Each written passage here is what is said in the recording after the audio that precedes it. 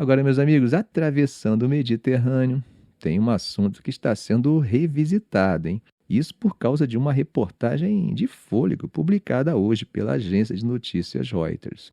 Nós chegamos a falar aqui no canal sobre uma onda de ataques que aconteceram na Síria contra a minoria alauíta ali entre os dias 7 e 9 de março. Bom, segundo a investigação da Reuters, pelo menos 1.500 alauítas foram mortos em ataques sistemáticos que parecem ter sido coordenados como retaliação a uma rebelião pró-Assad naquela região.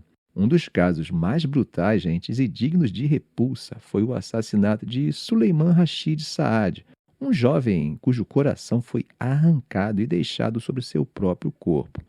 Mas não ficou só nisso não, tá? Os assassinos ainda ligaram para o pai dele, desafiando o pai a buscar o cadáver. Esses ataques não foram isolados. A Reuters identificou 40 localidades com registros de massacres, sequestros e saques. Famílias inteiras foram mortas. Em várias vilas, os combatentes perguntavam aos moradores: "Você é sunita ou alauíta?" E a resposta muitas vezes determinava o destino da pessoa. O novo governo sírio, liderado por Ahmed al-Shara, que antes comandava o grupo islâmico HTS, uma ramificação, foi diretamente implicado. A investigação aponta que unidades como o Serviço de Segurança Geral, a Unidade 400, a Brigada Otaman e milícias como a Brigada Sultan Suleiman Shah participaram ativamente dos massacres. Muitas dessas facções, inclusive, já estão sob sanções internacionais por crimes contra os direitos humanos, principalmente pela União Europeia. Curiosamente, os Estados Unidos não impuseram sanções específicas em relação a esses ataques de março. Al-Shara condenou publicamente os crimes e anunciou investigações e processos de mediação civil, mas, segundo a apuração da Reuters, há provas diretas do envolvimento do governo nos assassinatos. A situação nas vilas costeiras, gente, é bem dramática, né? Algumas comunidades foram praticamente esvaziadas. Há relatos de que milhares de alauítas buscaram refúgio em uma base russa próxima. E o medo, gente, é de que o governo esteja usando a repressão à rebelião pró-Assad como pretexto para a limpeza sectária nas áreas onde essa minoria tem presença histórica. Esse banho de sangue, gente, acontece num momento de fragilidade política, né? Os massacres expuseram fissuras profundas dentro da Síria. E por mais que algumas lideranças sunitas tenham tentado proteger os alauítas, isso também foi registrado pelas vítimas, o sentimento de vingança e desconfiança mútua é bem latente, né? Ou seja, gente, o medo de uma guerra sectária ainda não está fora do radar. Bom, meus amigos, conforme comentamos no vídeo de ontem, o mundo vem retrocedendo e anulando os poucos passos em relação ao banimento da guerra como política de Estado, né? Isso tem consequências para a vida dos não combatentes. Nessa linha, a Ucrânia anunciou oficialmente sua saída da Convenção de Ottawa, aquela que proíbe a produção, o uso, o armazenamento e a transferência de minas terrestres antipessoais. E não foi só na Ucrânia. Finlândia, Polônia, Estônia, Letônia e Lituânia, todos os países da OTAN e vizinhos diretos da Rússia, já deixaram ou indicaram que também vão deixar o tratado. Essa decisão acaba marcando um retrocesso importante em um tratado que foi celebrado no fim da Guerra Fria como um avanço na agenda do desarmamento global.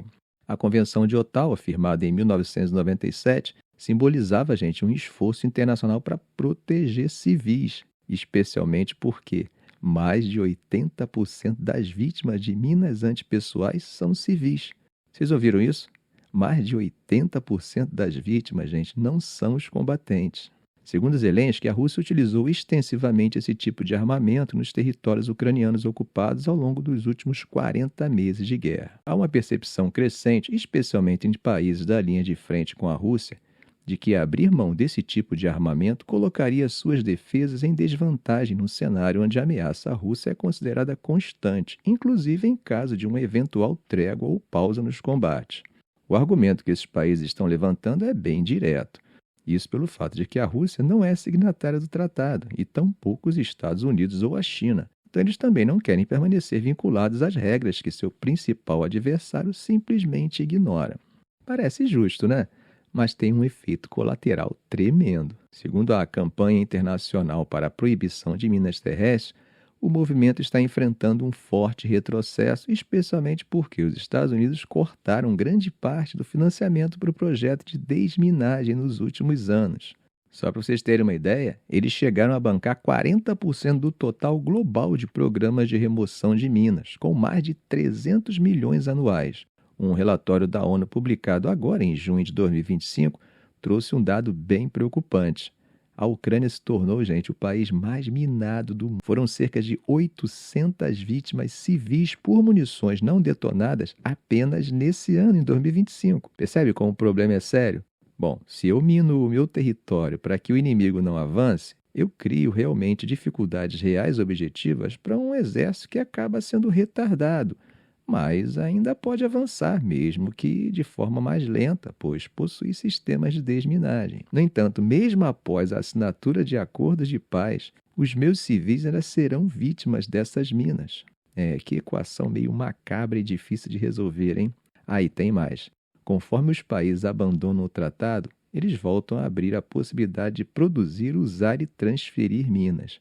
Em outras palavras, a tendência agora, meus amigos, é de remilitarização dos arsenais de fronteira, com um risco direto para populações civis e uma sinalização bem clara de que o pós-Guerra Fria ficou para trás. A Noruega, que também faz fronteira com a Rússia lá no Ártico, decidiu se manter no tratado, tá? Para Oslo, é importante preservar o estigma moral contra o uso desse tipo de armamento. É uma decisão simbólica, né? Mas que mostra que ainda há vozes tentando segurar esse retrocesso. Ficamos por aqui. Se esse vídeo foi útil a você, faça um comentário, compartilhe em suas redes sociais, dê um like. E é claro, se ainda não for inscrito, inscreva-se no canal e ative o sininho para não perder os próximos vídeos. Ok, gente? Um grande abraço do professor Arão Alves.